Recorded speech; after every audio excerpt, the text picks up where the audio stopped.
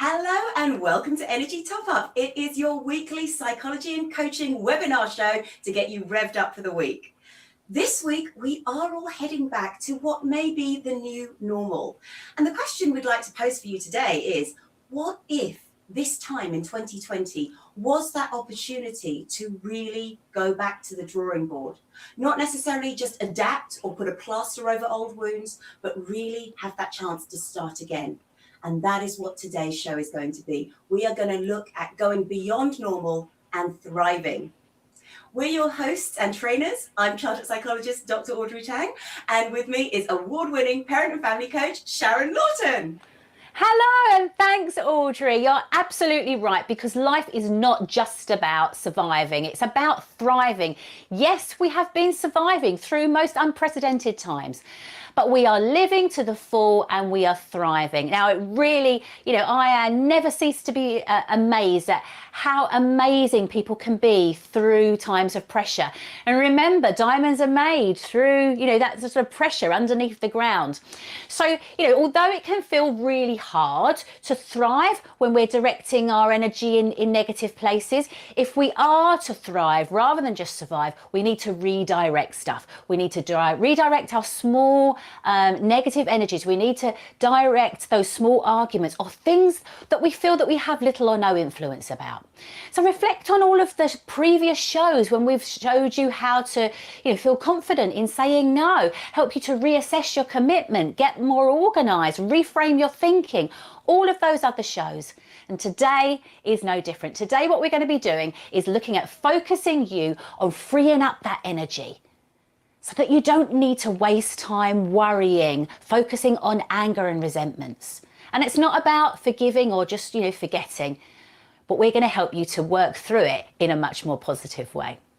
Isn't that right, Audrey? You are absolutely right. And today, this is where we're going to kick off.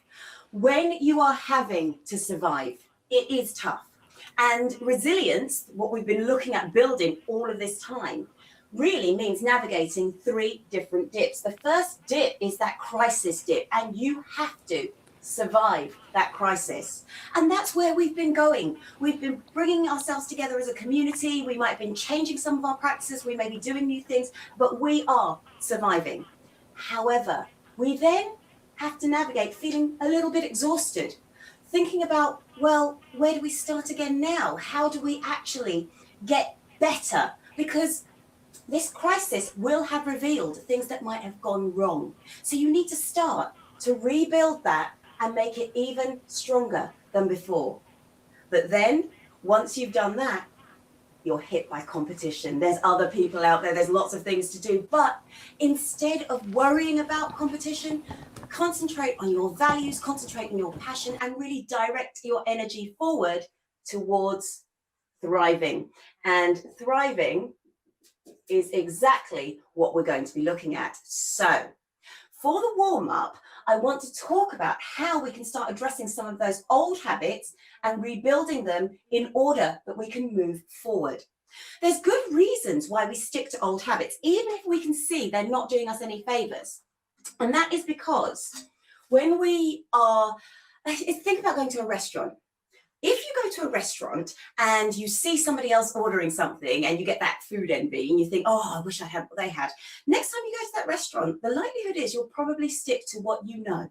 And the reason for that is if you're going to pay a lot of money for it, you sort of think, well, may as well stick to what I know I'm going to enjoy. And that makes a lot of sense. But if we continually stick to old habits, there is one thing we can guarantee, that nothing is going to change. So try this technique on any old habits that you're trying to get away from. And it's simple. It's called the stop technique. And S stands for stop.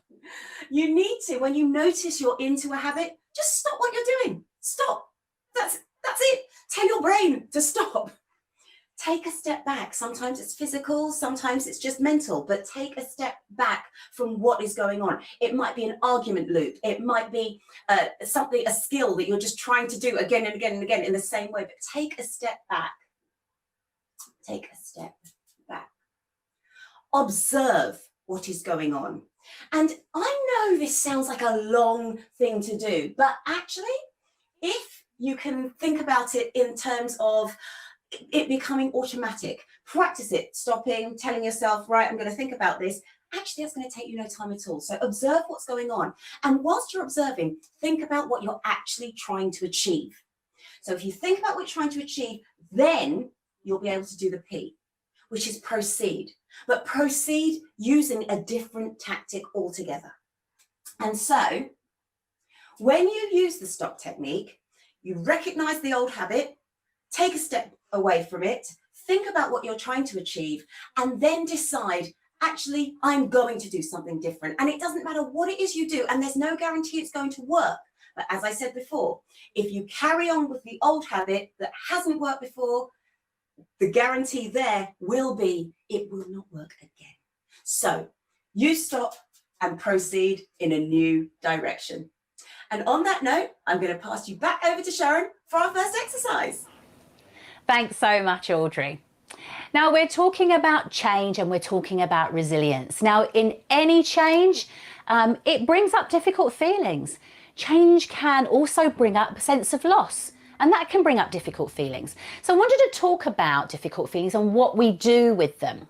So I've got a little bit of a board, a cartoon board to help me here. So if we look at our board here, and we can see that the swirls in each of the stick people are a difficult feeling of some kind. Remember, there are no right or wrong feelings when we're going through all of this.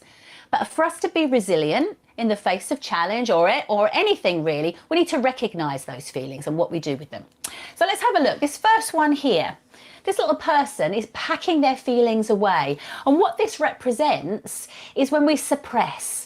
So some of us suppress our difficult feelings. We pack them away. We try and hide them from everybody else. But what you can see here is it's not a particularly successful strategy. And because what happens is it leaks out through our body language. This one here, some of us, when we experience a difficult feeling, we bottle it up. And we bottle it up and bottle it up. And it's almost like someone comes hold of a bottle of fizzy water and shakes it. And then we take the lid off and it explodes everywhere. That's what can happen when we bottle up our feelings. After a while, they explode out of nowhere. This one here, look at this one here. Look at the body language hanging on to it. It's all here in our tummies. For some of us, we internalise our feelings.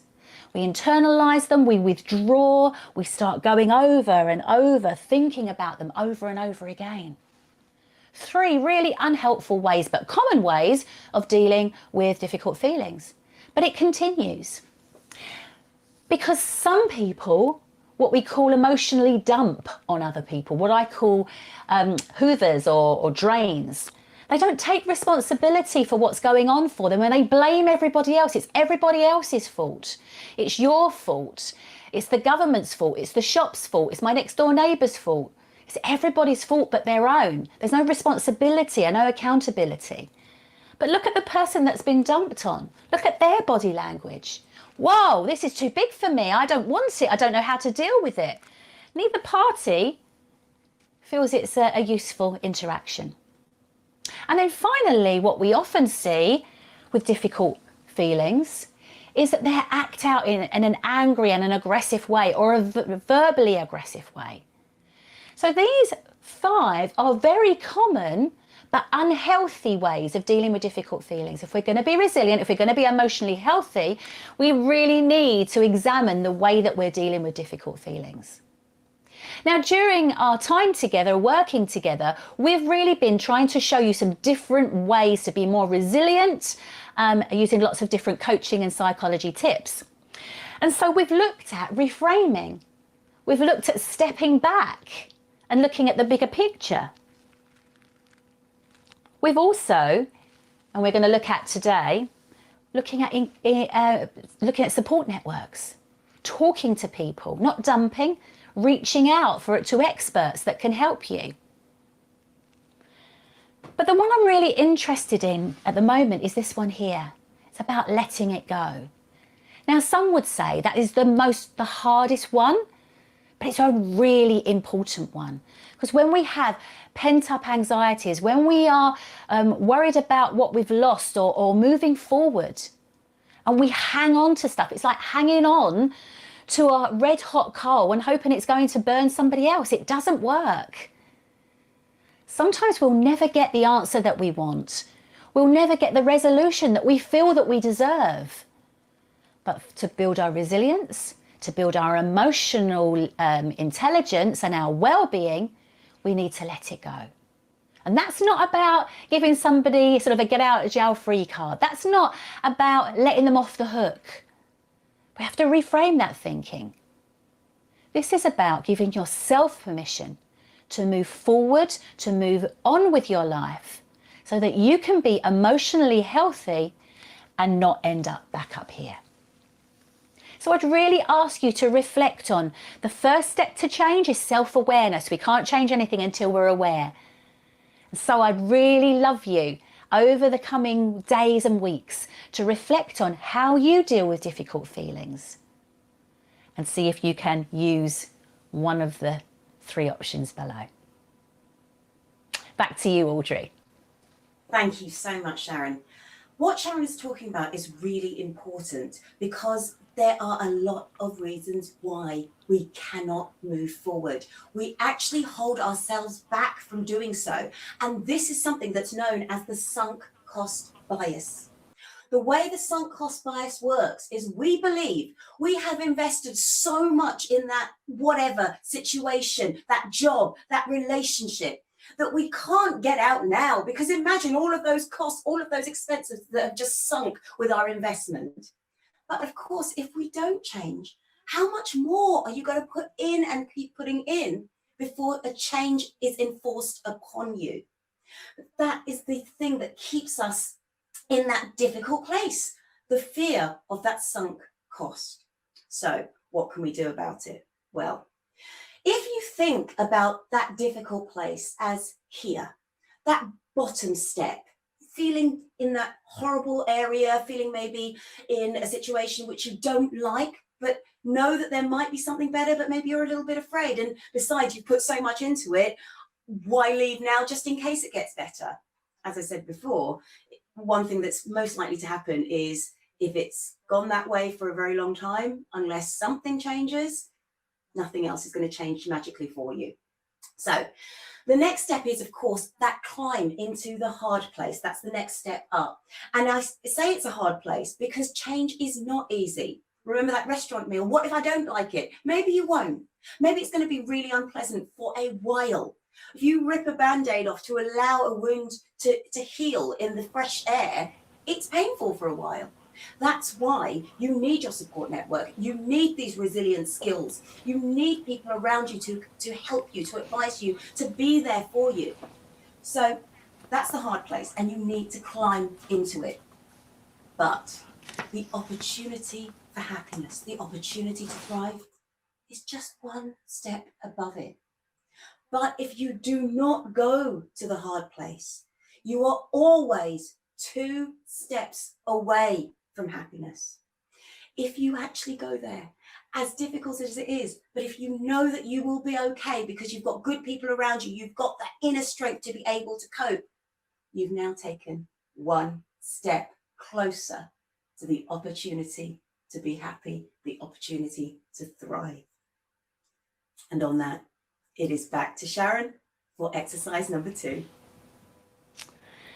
Fantastic. So what I want to share with you today is if we're looking at resilience and building resilience and moving forward, one of the things that I know is the most successful and resilient people have a good support network around them. So that's what I want to sort of talk you through in this segment. So I want to introduce you to something called the network hand. It doesn't have to be a hand. You can use any sort of configuration if you like, as you like. I've also used sort of a spidergram, but I'm going to use the hand today because it's nice and clear. And also, we always have our hand with us. And what do we look for when we're struggling? A helping hand. So let me introduce you to this concept of support networks. So we need to make sure that there are people around us that we can talk to. Now, when I'm working with young people, they often sort of get hung up on words. So if you are doing this with your young person and you're starting to build a support network for your young person, don't talk about who you can go and tell, because that word has an association with, sort of like telling tales. So who can you talk talk to rather? Who can we talk to? Now, on our hand, I'm just going to go through it, and maybe you'd like to do this with me right now. And if you do, draw an outline of your hand and let's start to think about and build your support network. So the first person on your support network is somebody at home. Who at home could you talk to about anything? Now, our support networks, that's the thing to remember, is that we need people on our support network to share the good times with, as well as the tricky times. People that aren't going to judge us, people that have good qualities. So who at home would you talk to about anything? Now think about work. So the strand of work, if we only have a support network at home, well, then our support network falls down when we start to integrate into society and go different places. So who is the support network for you through work, or for your child at school?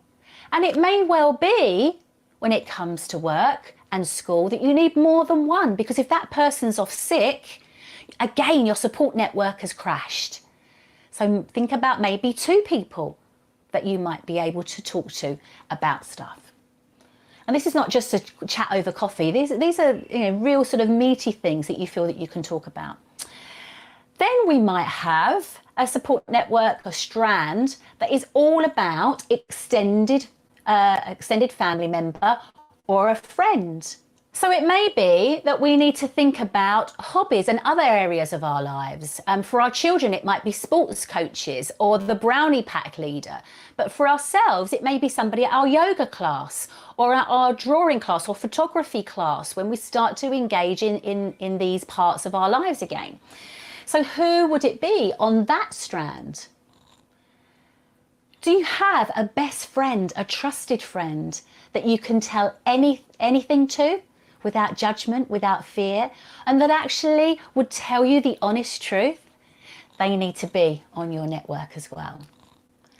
And finally, we might think about a trusted family member, someone who's further afield, a cousin maybe, an aunt, an uncle, grandparents.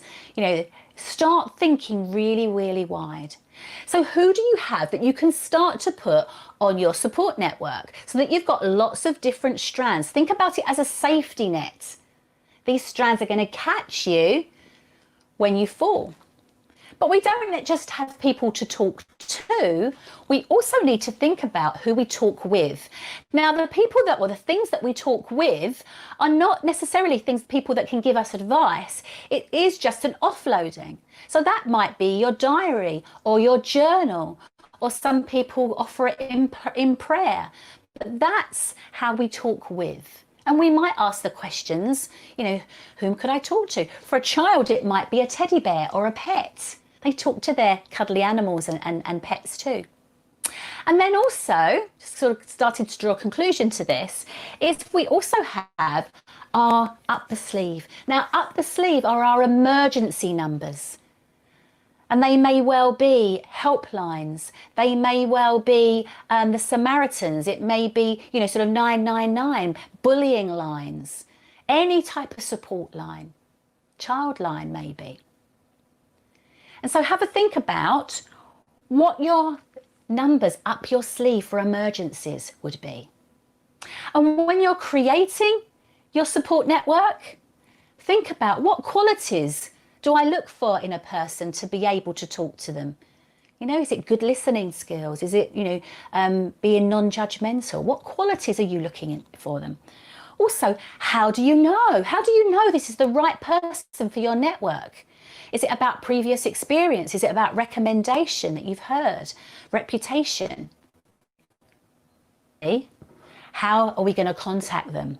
And that's really important. We need to let people know that they're on our support network so that when we reach out to them, they know that we're reaching out to them because it's important that we speak to them. But do we need to make an appointment? Do we need to text them first? You know, what is it and how is it? So remember, in conclusion, to be resilient, to move forward, we all need good support networks. It's not just chatting with somebody over a cup of coffee, but of course that's really helpful too. But this is your helping hand of resilience, a network of people that's wide and varied that's going to support you going forward. And on that note, I'm going to hand back to Audrey. Thank you so much for that. Really important to think about the people around us because we cannot do everything. And it's funny, Sharon, you talk about the support network. I'm holding a lot of toilet paper at the moment, not because this is anything to do with the support network necessarily, but it is going to be a useful prop. But one thing I did want to say about that is if you have a strong support network, very much like this lovely place to land on if you were to fall, that support network is going to help you bounce back up again. But this toilet roll is important to illustrate the point about networks. If you remember at the start of the global pandemic, there was a lot of hoarding of toilet paper.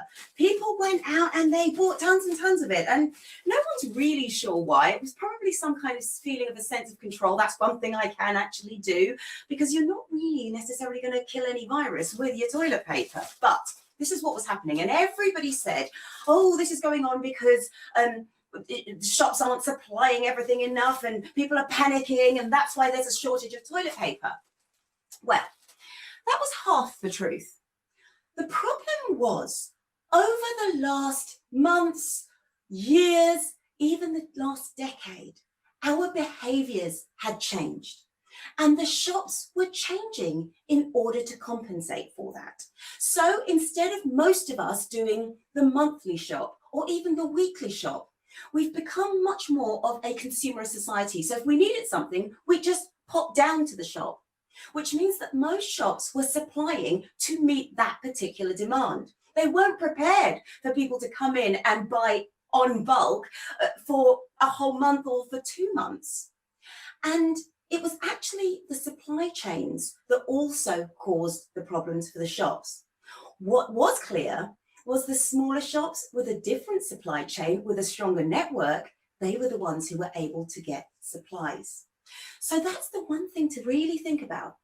In order to make your business more efficient, in order to make our lives more efficient, we do need to identify who is going to be very valuable for us. We do tend to stream down our network, stream down our practices.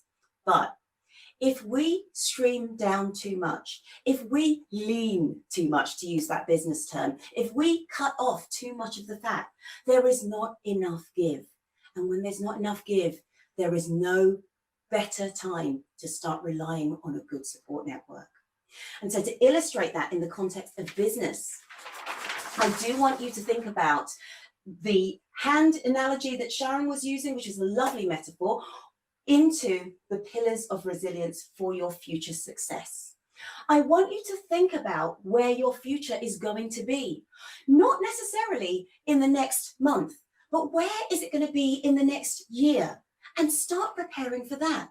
If, for example, you, like Sharon and myself, we are coaches, we are practitioners, we're having to learn a lot more about technology. We're having to learn a lot more about online sessions, because that is likely to be where we might have more of the business. So we need to be aware of where our future is going to be. So think about that future success, and then think about the pillars that are going to help you sustain that future success. Whether it is people to train your workforce, whether it is collaborations and new networks that you need to form, because if you can't do everything, who can you bring in order to help you do some of those specific skills? Maybe it is personal things that you need for yourself to feel good. I've got many clients who say, actually, I need to exercise, or I need to meditate. I need to have time to do those things. That might be another pillar. So whatever those things are, identify them, write them down, like that support network, and be aware of where you are in each, because Unless all of those pillars are full, that future success is not going to balance. That's what I'd like you to think about when you're thriving. Think about where your future success is going to be, and think about all the things that you need in order to get there. Now, it's not just us thinking about the future this week, because in Kirsty's homeschool, Kirsty and Rosie have been having a discussion about the future, and Kirsty is now going to give us some tips as to how to get the best thinking out of your children when you're asking them questions such as, what do you want to be when you grow up? Over to you, Kirsty. Hi Audrey, lovely to see you. I've just had a really lovely conversation with Rosie. The reason she's not with me today is because actually she got quite emotional talking about it. So we were discussing what would she like to be when she grows up. Now I worded this in two different ways. So the first thing I said to her is the typical thing that any of us would say. Rosie, what do you want to be when you grow up? And to my surprise, the thing that she said was, Mummy, I want to be a firefighter. And I thought, oh, okay, not the response I was expecting. But then she thought that was the end of the conversation. Now, what do you want to be when you grow up is such a closed question.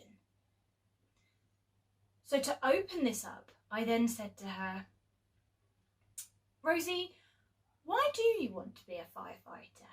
And she said, I want to save cats from trees. And then I looked at her and I said, okay, that's lovely. I said, but that's only a very small part of what a firefighter does.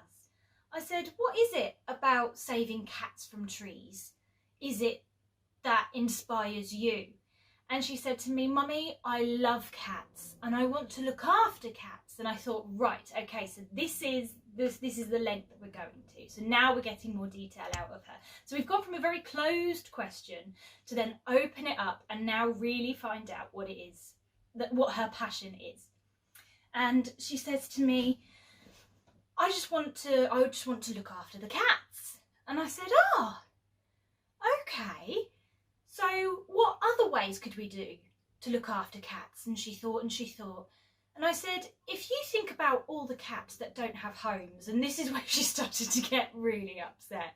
And thinking about it, just thinking of all those cats without any homes. And she said to me, Mummy, I would love to look after the cats. I would like to give them to new homes. And I then went to her, how would you feel if you had a cat that had been on the streets and it wasn't very well and it was quite poorly, and then you found it a new home? And she got really emotional and she said, Mummy, that would make me feel so happy. I love cats. And I said, I know you love cats. I said, maybe that's what you could do when you grow up. And she looked at me and she said, yeah, Mummy, I could look after the cats. So I just wanted to share with you what it is that Rosie, the conversation that Rosie and I had about growing up, what she wants to do, and how we can go from quite closed questioning to how, if we open it up, the way that we can actually get more out of our kids. If they're having a fight, they come in and they're upset, a friend has said this to them. Open up that questioning. What did they say to you? How do you feel? Tell me what happened.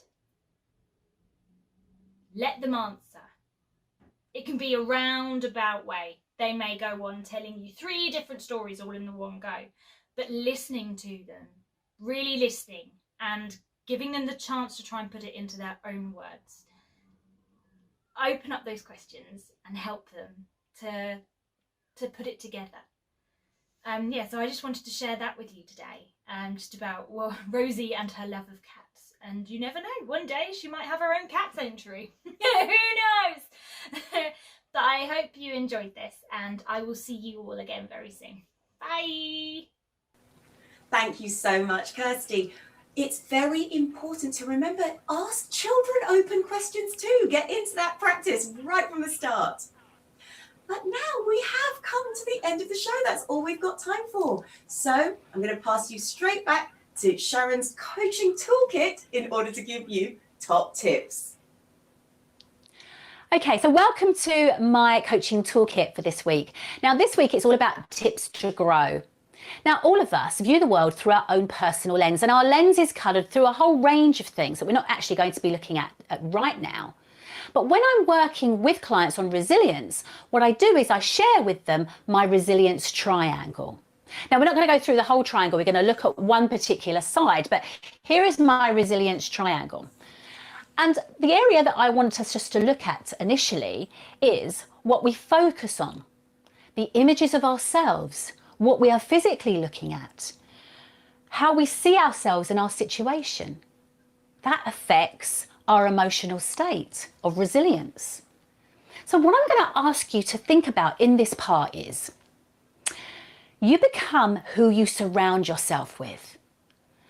I want you to look out for people who nourish you and inspire you, people who will fan your flames, people that I call radiators.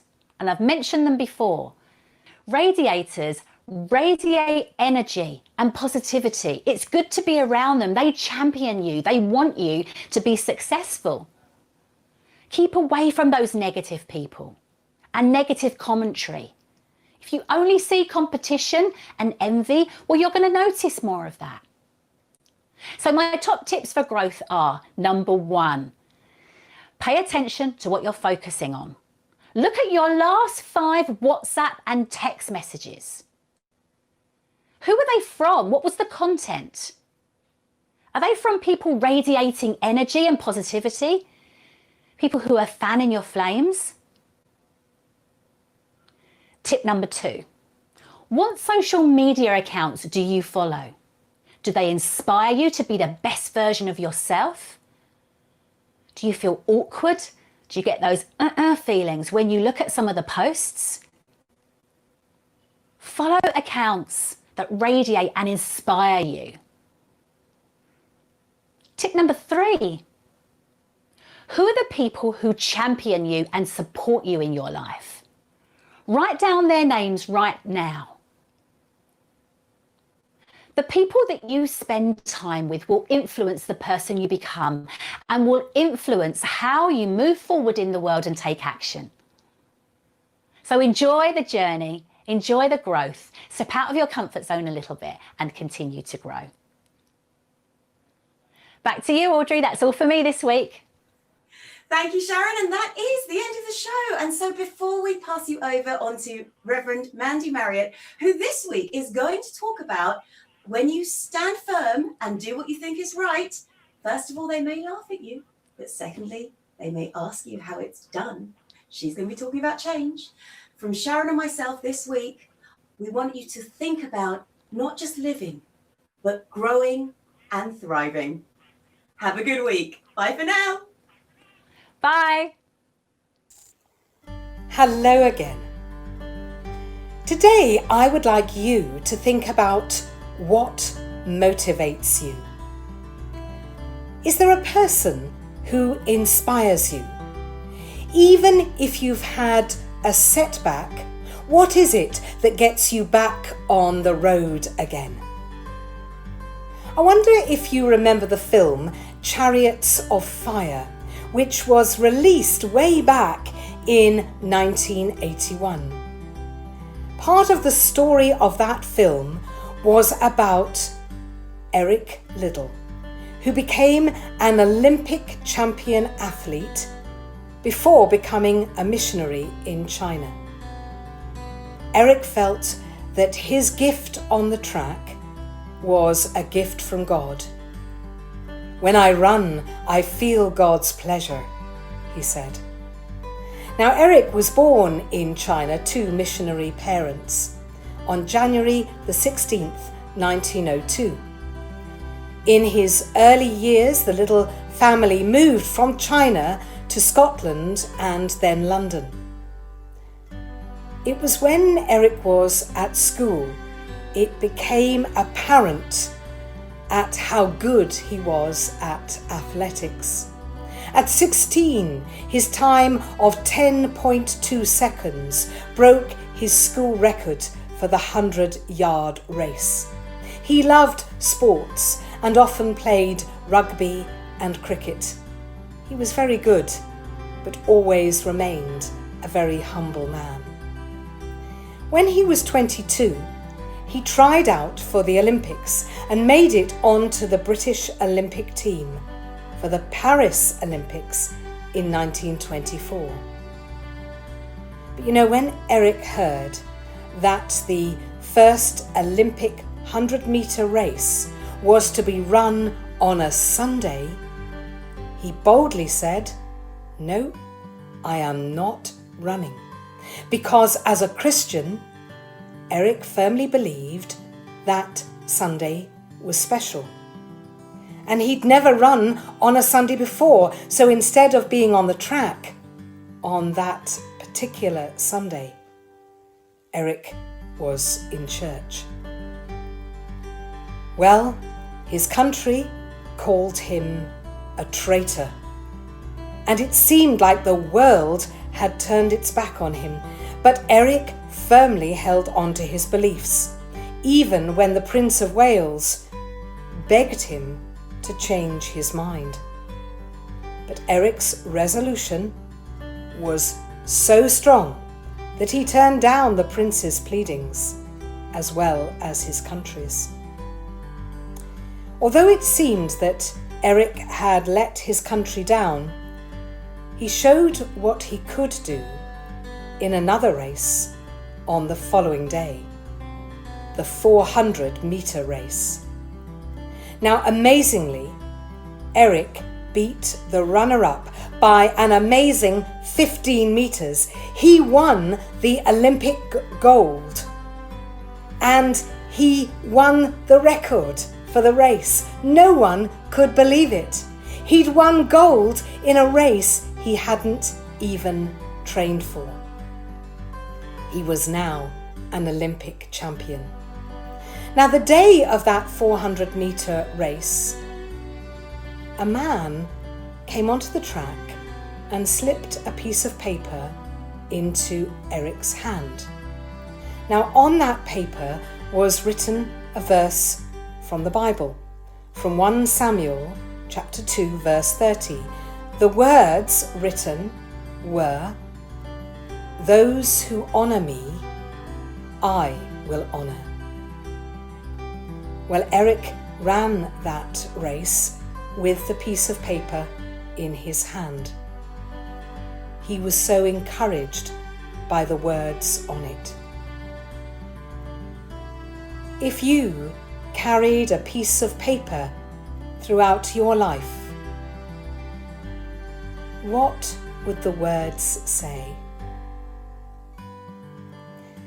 After the Olympics, Eric Liddell began his life's work as a missionary in China, following in his parents' footsteps.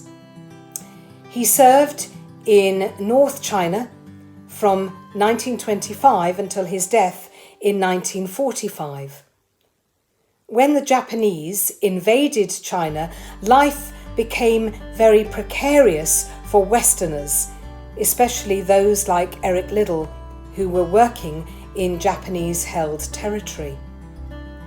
In 1941, the British government strongly urged its people to leave.